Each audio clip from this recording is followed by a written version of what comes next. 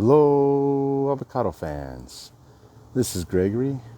Welcome to my avocado alley, where we are here in mid-September. And I'm looking at my Pinkerton, which I stumped about a month ago. And look at it, just bouncing back beautifully, growth all over. It would be a small tree by next spring. But being that I want to add a variety to it, I'm going to graft onto this. And so I thought I'd like to share it, get any comments or feedback on how you do it or what you would do differently. So I want to add another variety to this Pinkerton. And that variety is a very consistent local variety called La Mirinda, from La Mirinda, which is 3 cities, beautiful green hills of the East Bay, Lafayette, Moraga, and Orinda. And from there was a tree about 50 years old. The fruit looks like Hass, the tree looks like Hass, but it tastes like a Fuerte, at least to me. Essentially, it tastes like a very oily Mexican variety. And I'm going to graft it onto this one. So I just wanted to show you what I'm dealing with and show you how I'm going to do it. So here is the budwood I'm going to use today. And essentially what you want to do is make an arrow on the bottom end. So you can see it's a little flatter this way than it is that way. So I'm going to go ahead and use that to my advantage and simply shave off here.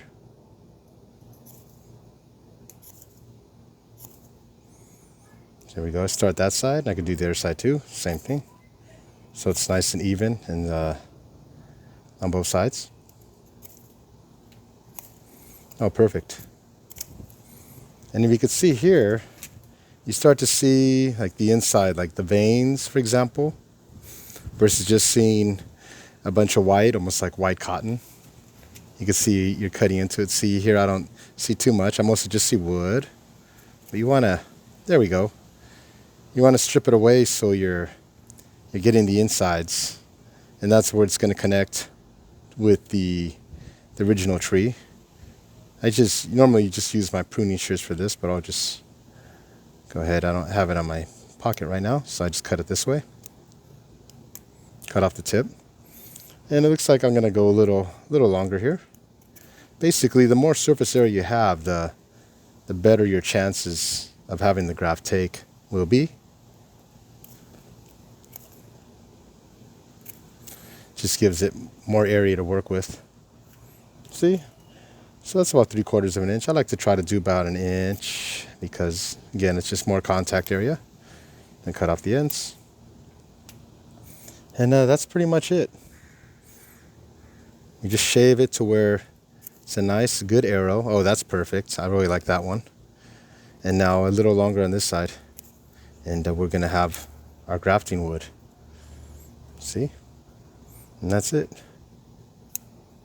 And clean up a little bit. Okay. It's looking good now. Let me clear this workspace a little bit. You can see here, you can see the insides really well. And you can see this is all going to be contact area where the graft will take. Then I simply coat it. There's the parafilm. Once over this way, once over that way.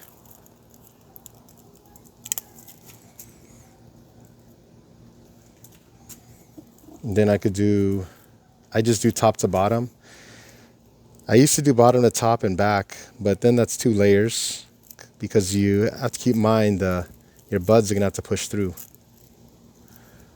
whatever you're wrapping it in. This parafilm is a lot like cellophane. I have another one that's the real parafilm, and that also works well. What I do like about this one is it's easy to see through, and the buds have an easy time breaking through. The other one is stronger.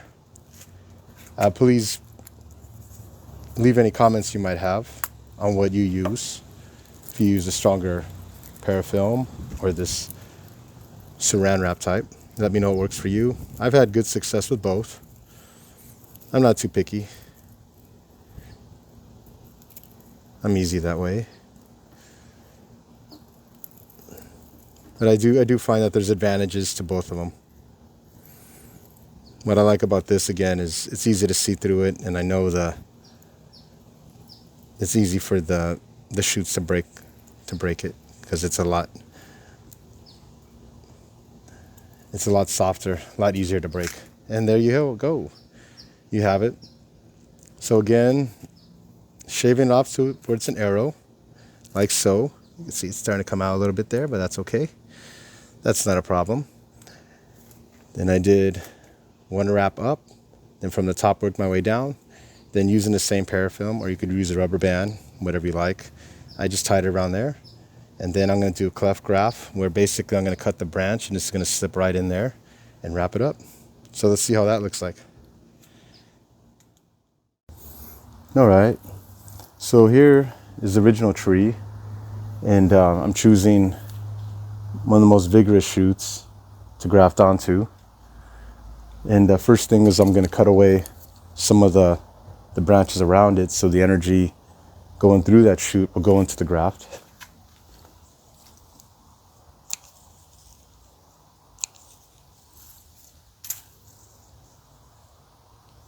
So there's essentially no competition. Now this is an interesting discussion for the comments. Some people will take off all the other growth. But I was told by my friend Earl that it's not necessary to take off the other growth from the tree, which makes sense because he's the master of multi-grafted avocados. I mean, he has so many on his tree, I can't even, I don't even know how many. His tree had like 6 or 8 grafts on it. And so let's take a look. Here it is. I'm going to slice through the middle. About 1 inch deep. Oops, I went off to the side. So let's try that again.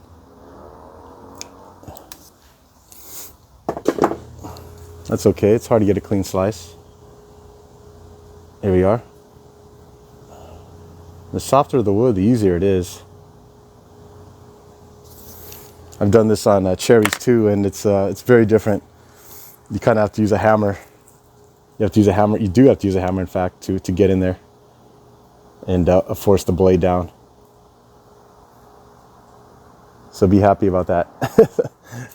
It's one nice thing about the avocados. Well, especially when you're dealing with wood like this. I guess if, maybe there's times you do that with avocados too.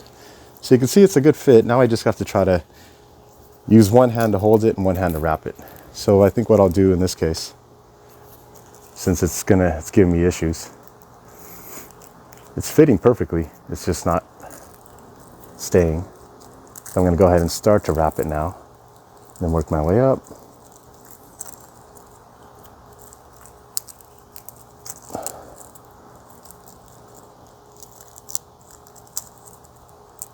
There we go, right into the cleft. So I'm making a tight already. There we go, halfway up. Pop in the budwood. Oh, there it is. I think I left it the other way.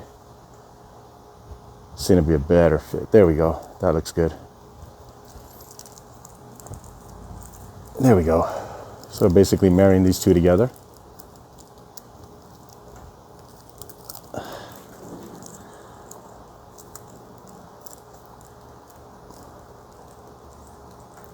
Ooh. We're getting there.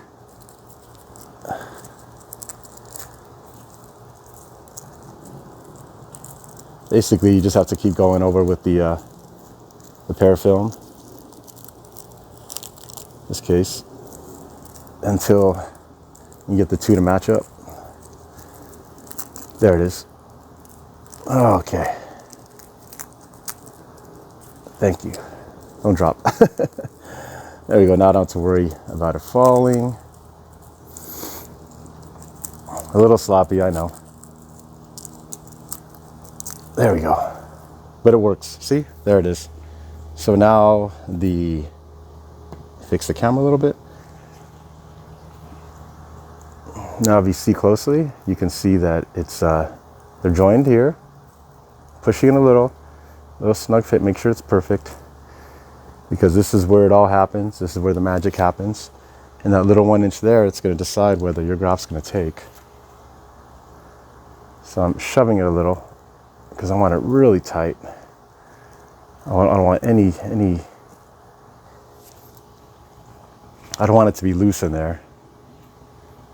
Because basically what you did is you wounded the tree, and now when it heals, it's going to heal back with the graft. So that's it right there. You can see it there. That's the center.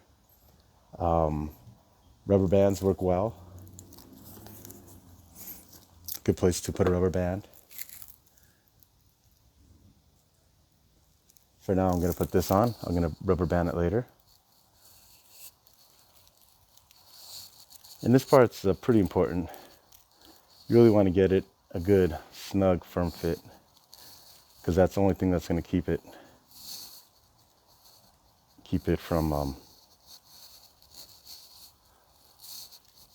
it being unsuccessful. If you this is where all the action happens, is a little fraction of an inch, or an inch, I guess. But basically, this little spot here is what's going to decide whether your graft is going to take or not. And if it's sunny, I'd probably cover it with maybe a little white bag, a little paper bag, a brown bag. I'm not going to worry about it too much. It's September. Weather's much nicer now. Nice and cool outside. But you see I'm tying it a few times because I want to be sure it has a good chance to take, because this is an amazing variety. Especially if you like Fuerte. So here's the completed project.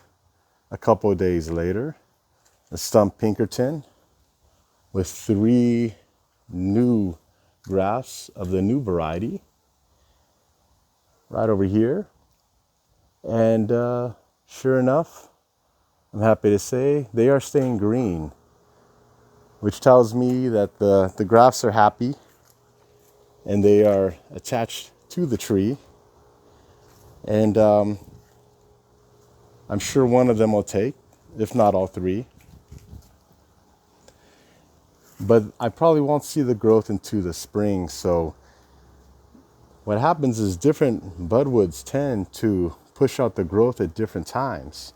Here is a surprise, which I did just a couple months ago. I did a summer graft, and look at it.